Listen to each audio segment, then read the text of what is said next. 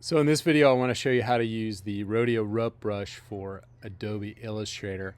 So I've got the Illustrator AI file open right now.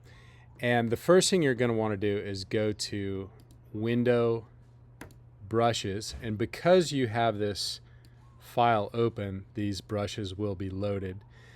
And you'll see down here, there are some live brushes. But the way these work is you can apply these brushes to any stroke. So if you want it to look like a brush, like a nautical design or a Western kind of cowboy looking design. And I'll just show you a couple examples here on how to use these.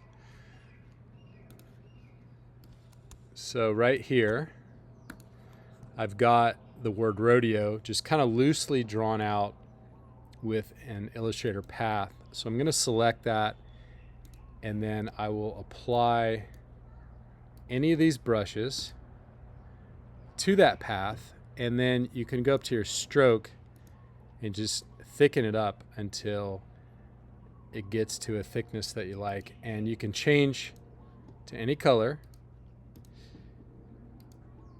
And the bottom two colors here, you can adjust the color just by changing the stroke color.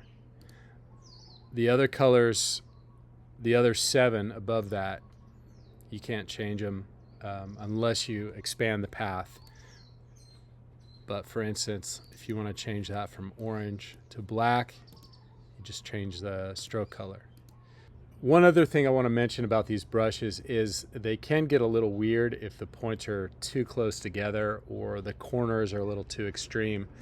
So just to illustrate that, I'll show you at the bottom of this R, you'll see that rope is a little bit distorted. So what we can do here is I'll just move these points around until it starts to look a little more natural, and that will fix it. And let me show you just a couple other ways to use these. You can make borders with these ropes. So apply and then change your stroke. You can also round those corners. So these are very versatile. And yeah, hope you like them. Thanks for watching.